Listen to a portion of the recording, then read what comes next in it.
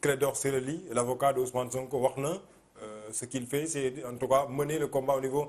du ministère de l'Intérieur ci li nga xam ne moom la ñu gis blocus en tant que tel ci li nga xam ne mooy kër Ousmane Sonko gis nañ ko depuis bañ ko jëlee Koungheul indi ko cité kër googu ba tey ni ñu sécuriser foofu est-ce que jamono ji aussi jotul réellement pour ñu bàyyi ko pour mu mën a vaquer librement à ses occupations. bon man dama tontu si ndax jamono jot na pour ñu bàyyi ko ou pas ce n'est pas mon rôle ndax dafa am décision bu justice jël décision bu bees la mooy condamnation bi ñu ko condamné 2 ans mais avant cette condamnation laay wax mooy tënk bi ñu ko tënk ci këram mënul dem mënul dikk Maître Ciré Clédor Ly c'est un excellent avocat. C'est le conseil ou l'un des conseils de Ousmane Sonko. En tant que conseil de Ousmane Sonko, donc avocat, il est dans son droit et dans son rôle de dire yow ministre de l'Intérieur dama bëgg nga wax ma ci lu leer ci ban régime la sama client nekk ba mënul génn mënul dem mënul dikk ñun ñii ay avocat man sama bopp dem naa pour jéem ko seeti à 9 reprises ñu ne ma doo fa dugg te may avocat mu indi ci ay tegtal li nga xamee ni signé nañu ko ci ay charte bokk na ci suñu constitution bokk na ci ay règlement UEMOA CEDEAO Nations Unies commission des droits de l'homme ak yëpp mu génne article par article pour ne ko yow ministre de l'Intérieur su ma sukkandikoo ci article yi ñu teg nii yëpp amoo sañ-sañ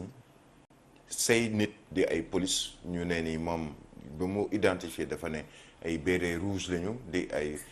éléments yu GMI amuñu sañ-sañu man en tant que avocat Ousmane Sonko wala ku mën a doon ñu ne ma amoo sañ-sañu dem seeti sa client wala wax ak sa client surtout que nee nañu jël nañu ay téléphone am surtout que nee nañu jël nañu leneen ak leneen ci moom en tant que son avocat nañ la ne ci règlement 5 suma juumul bu UEMOA que képp koo xamee ni dañ la téye war la déglu même police dañ la may ci 48 heures nga mën a gis sa avocat mu mën la teg ci yoon ne la waxeel nii defeel nii laaj la nga tontu ko lan mooy situation bi nan la demee pour que moom mu xam bu la waree layal lan la war a def ci kanamu àttekat bu dee dañu la war a yóbbu ci kanamu àttekat loolu UEMOA wax na ko suñu charte ñu gëm ne sax ci code pénal la ni avocat am na sañ-sañu gis client am ci 48 heures yooyu ñu ne la ba ci garde à vue mënu la dépasser nangami fan loolu yëpp ñu tënk ko ci biir li nga xam ne moom mooy code pénal ak code de procédure pénale donc moom rôle am la bu gisul client am mën a dem ci moom juróom-ñeenti yoon yoo xam ne yëpp amul benn yoon bu mu fa dem te ñu wane sax beneen boo xamee ni ba mu fay dem ak ay ñu mu àndaloon dañ leen a gazé mais il a le droit et c'est dans son plein droit en tant qu'avocat de demander au ministre de l'Intérieur et de l'interpeller sur le sujet ne ko man dama bëgg xam sama client bi ndegam citoyen la ndegam régime bi mu nekk mooy dañ ko ndax bu dee garde à vue ca commissariat bi lay doon bu dee dañ la ne da nga résidence surveillée ñu xam ndax résidence surveillée nga nekk bu dee dañu am leneen lu ñu teg sa ndoddu ne ni ci lii nga nekk moo tax ba kenn warul la seet si waroo génn sa kër ak yooyu yëpp loolu moom avocat bi daf koy layal te wax na ci beneen fànn boo xam ne nit ñi peut-être bàyyiwuñu ci attention mooy moom ñu ngi koy xañ ba ci liggéeyam parce que ca lay teddee ci lay amee salaire man ma war a doon sa avocat nga war maa fay ci ay waxtu yu ma lay liggéeyal wala ay fan yu ma lay liggéeyal wala nga ne ma léegi contrat bi mooy weer da nga may koy liggéeyal mais bu fekkee ne man mënumaa ñëw def liggéey boobu te pourtant teewul da nga ma war a fay léegi kon xañ nañ ma man en tant que avocat en tant que liggéeykat pour ma def sama liggéey loolu tamit bu dugal ko ci biir li nga xam ne moom mooy lettre bi mu yónnee ministre de l'Intérieur je pense que maintenant c'est au ministre de l'Intérieur de répondre ou bu fekkee ministère de la justice procureur da ci war a tontu wala ku mën a doon mais li wóor mooy moom il attend des réponses les Sénégalais depuis un certain temps attendent aussi des réponses fii laa ko wax ci plateau bi ne moi je veux savoir ci ban régime la nekk bu ñu ma leeral ne ni régime bii la nekk moom Ousmane Sonko mais du ma ci wax dama naa ni li tax ñu teg ko ci régime boobu ñoom ñoo ko xam waaye ba fii neewuñu la qu'il est sous mandat de dépôt résidence surveillée wala xawma lan ak lan lépp amu ci benn boo xam ni gis nañu ko en tout cas officiellement boo xam ne teg nañ ko ci Ousmane Sonko. Il est dans son droit de se poser la question mais je voudrais juste très rapidement ci laaj bi nga laaj sànq Mansour concernant les conclusions du dialogue.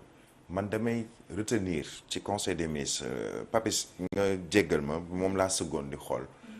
communiqué au conseil des ministres bi ci partie boobu nga xamee ni concerné dafa ne moom président de la république ci li ñu lire ci communiqué bi ne ni bu ñu paree ci dialogue bi moom président informé na conseil des ministres qu'il va s'adresser à la nation pour partager les conclusions et donner les grandes orientations qui permettront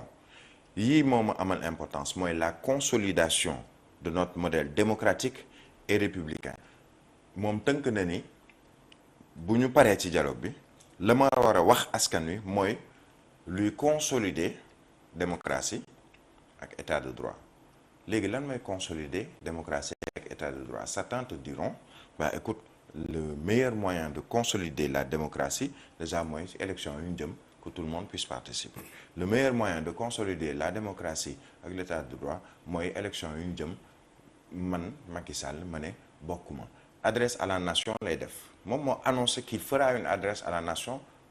gannaaw dialogue bi. Est-ce que dialogue bi passé ba mu noppee def na adresse à la nation? Je sais plus mais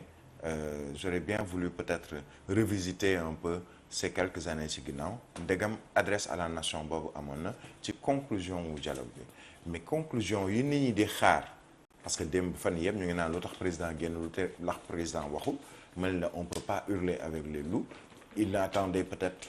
lu jëm ci dialogue boobu parce que il a dit à l'entame bi ñuy def fële ca place ca salle Bruno Diatta ci dialogue bi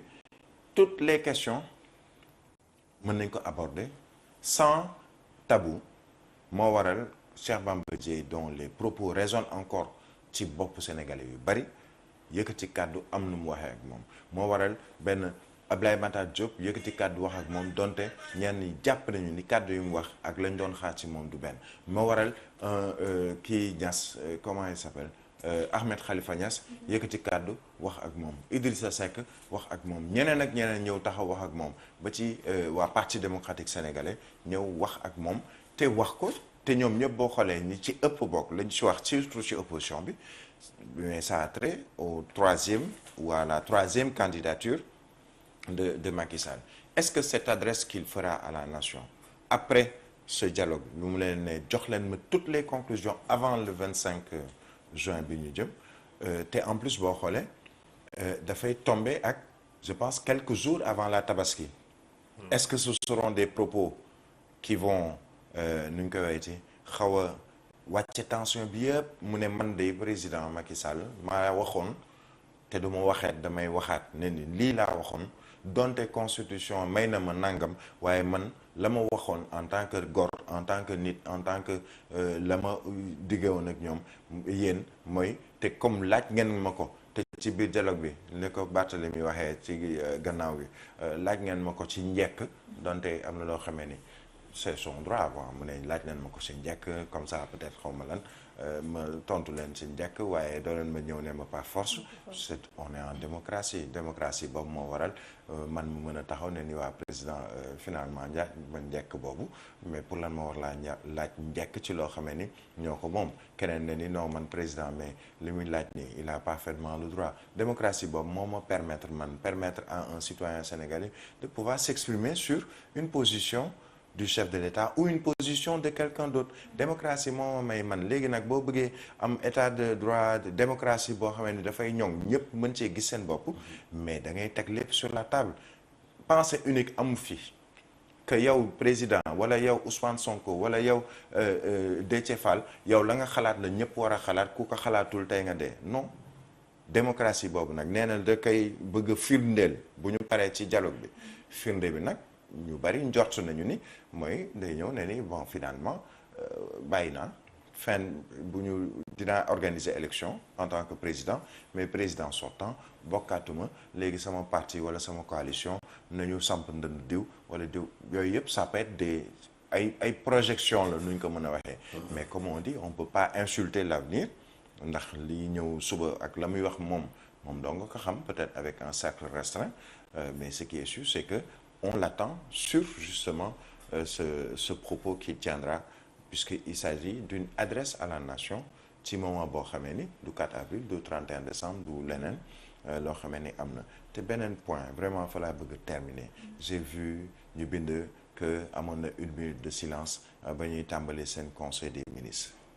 Il y a eu 16 morts, on parle de 19. Amnesty parle de 25 morts. Ci accident nit dee na ci accident on a mis les drapeaux en berne. 3 jours. man jàpp naa ne ci li ma xalaat ci sama en tant que citoyen bu dee yow fonk nga ñi faatu bay ubbilu enquête ne nañ ko def baral ko man jàpp naa ni même bu dee benn fan di nga ko jël la ni dañ koy def deuil national ñu mën a kiyaat suñu bopp nu ñu koy waxee ci lépp ñu dakkal ko mën a jubawaat ci suñu biir parce que dëj bu amee